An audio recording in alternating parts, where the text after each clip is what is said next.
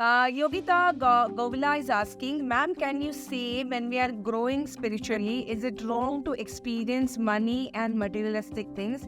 Should we stop chasing money? What a wonderful question, Yogita. And I'm telling you, a lot of people in the world today with good heart and good intentions are struggling because they have this conflict. Somewhere in our life, we have adopted this philosophy that spirituality means becoming like a pauper, becoming like a sannyasi, or who's renounced worldly, material pleasures, and that's far from the truth. Now, if I have to ask you this question, how many of you think that Prabhu Sri Ram or Sri Krishna, they were spiritual? They're called as gods, right? And they're called as gods because they gave us some really insightful awareness about how to evolve as a human being, right? And they gave us those role models in our life to become like them. They brought in a consciousness in our space, and somewhere we all are focused on evolving our life, right? So if you look at these gods that we pray to, they themselves were wealthy, right? So they were kings, and they were experiencing all the material pleasures as well. So somewhere down the line, I guess this a myth came up where spiritual. If you are spiritual, you are like, you have to renounce the worldly goods. But let me tell you something here, okay? And this is going to be a little long experience of this long explanation of this question. So bear with me, because this is going to be very insightful for you, okay? And while explaining this, I also want to tell you this, that I grew up in an environment which was very religious. My parents were religious, they were very spiritual, and they were very God-fearing people. And they did have this block that you should only have as much money that you can take care of your regular stuff. So anytime if you would see them having more money, they were ready to give it up, or they would self-sabotage the opportunities, because they believed that you should only have the money that should take care of your monthly day-to-day routine challenges, or whatever you need to do, basic food, shelter, clothes, and children's education, etc. Now, this is all great, okay? But while I was growing up, I also felt that because my father was a salaried man, and his salary generally would get over by the end of the month. And these last few days were very difficult for us, because my mother used to start cutting corners, and she would start, looking at things that where she can save and things like that. And sometimes she had to also, go to the grocery store, etc., and ask them that, okay, I'll pay you when the salary comes. I know, I'm sure you guys have experienced this in your life, and it has happened to you also. Now, as a little kid, I always wondered that one side my parents are saying that if you are spiritual, if you are religious, God is taking care of you. And the other side, I'm seeing this conflict and argument and challenges at home.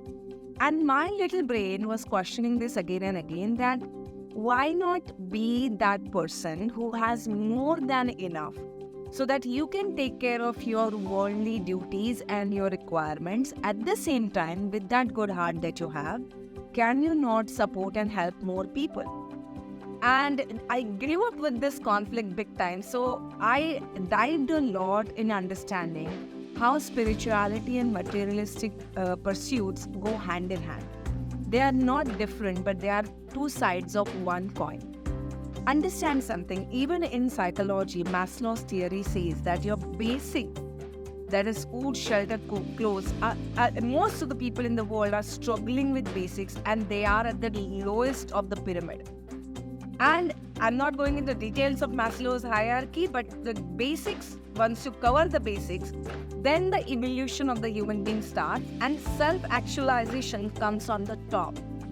Imagine if you do not have the basic necessities taken care, and remember, every person's basic necessities are different. Where are you in your life, and what actually life means to you? Based on that, you will think what are your basic necessities, right? So that's Maslow's hierarchy. According to, if you look at spiritual yoga sadhana, we follow root chakra to crown chakra path, right? So root chakra is all about your basic security and stability. Then comes your sacral chakra, which talks about your beyond going basics, which is luxuries, and enjoying. Swadhisthana is sacral chakra. So enjoying the worldly pleasures. If we were not meant to enjoy the worldly pleasures, then why would we have the Swadhisthana chakra? Then comes solar plexus and so on and so forth. And as we grow higher on the evolution in our physical body, in our Chitta, that is your mind, and in your Atma, that's your spirit. Your body is based on three fundamental pillars. The first is Prana, that's your physical body. The second is your Chitta, that is your mental body. And the third is your spiritual body, that's your Atma. Now, all of this is in alignment with each other. Any one of them is disturbed, the other will get disturbed, because your foundation is based on these three pillars. So your physical body means your material body. And whatever then it needs to be done for your material, you have to do it. That's your duty towards yourself and towards people or world around. Then comes your Chitta. Chitta is your consciousness, your mental body, where you need to work on your mind. You need to understand how to progress on that faculty so that you can become more and more conscious and aware about yourself.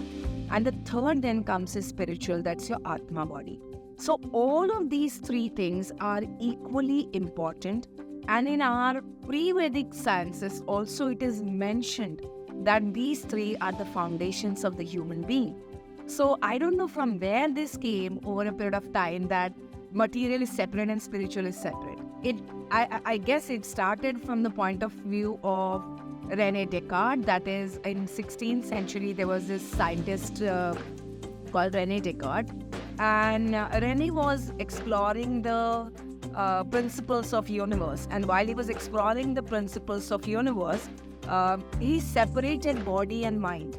So he put everything that is tangible in the world, planets and trees and animals and humans and all other species that can be seen, felt and heard, he put them under the category of body. And everything like, what you cannot see, like energy, air, or maybe even thoughts, he put it under the mind. And in 16th century, when René separated body and mind, that's where the whole concept came, that whatever is you're working on your mind means, there is some goof up happening there, or it's a goofy thing, or it's something which is, not right. And it came under the category of, the mind category was controlled by the church. And because mind was such a huge aspect and people didn't know what it is, and church was controlling it, most of the time it became fear-based. And people started ignoring and separating mind from the body. So anything that was spiritual got unfortunately under the category of mind, and it is only for the mystics, or maybe for the sadhus, or maybe for someone who's not having the material pursuits. And people started focusing on the body. So from 16th century we separated these two.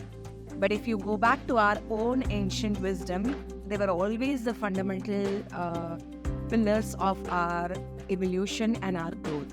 So I wanted to give this explanation to each one of you, because a lot of us are struggling today with this thought that if I'm spiritual, then is it okay for me to have physical material pursuits? It's absolutely okay, because our ancient wisdom never said that you should not have both. Because today's world, if you see, there's a lot of, you have a lot of goodness in your heart and you're extremely spiritual. I have seen a lot of healers, a lot of therapists, those are doing such great work in the world. And just because they do not have enough money, they are not able to reach out to more people.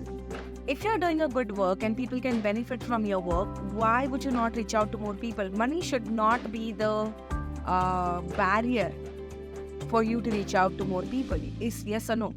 So what we do in our life is, we are the conduits of energy, right? Prana.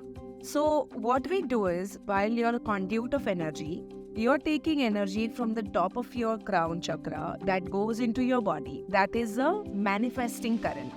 So you get the primordial force as energy from the universe through your crown chakra.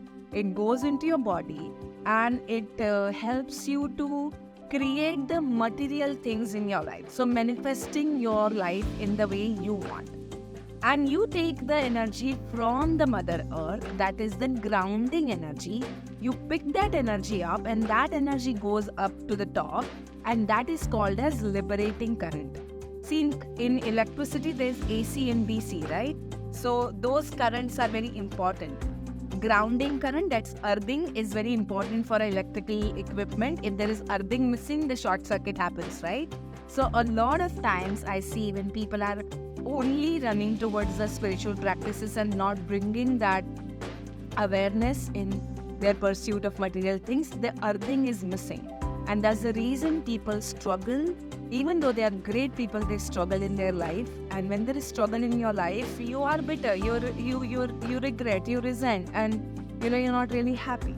So majority of the people, those who are living, especially the householders, see, if you are a person who's renounced the world and you are someone who's alone and you don't really care whether you need to take care of anything or no, you're okay to have 2 meals even if you are asking for that food, or you're bhikshuk and you're asking for it and you're filling your stomach every single day. By all means, renounce the material worlds. But if you are a householder, if you have parents to take care of, if you have children to take care of, if you have a spouse, if you have a family to look after too, you better work on your material things so that if your basic dharma is taken care, where you are living your life at the fullest potential with fulfillment, satisfaction, happiness, at the same time you give it to your family members. I hope this answer helped all of you, and I hope you're going to follow your both the aspects. So let's give a lot of love to Yogita here. Send a lot of love in the chat box. Give her a lot of love. Thank you for that lovely question, Yogita, and I hope that gave you an insight. So work on your blockages if there are anything and just clear it out. And just make sure that you experience material and money to the highest so that you realize that that's not the end of all. That also is one of the things, okay? Once you see something that is in the dark, you'll always wonder what is there. Like human brain's curiosities as such, whatever is in the unknown, you want to look at what it is. But when you make a lot of money, when you have all the material pleasures, and when that awareness has happened, you realize that that's not the end of all, and it helps you to go towards self-actualization.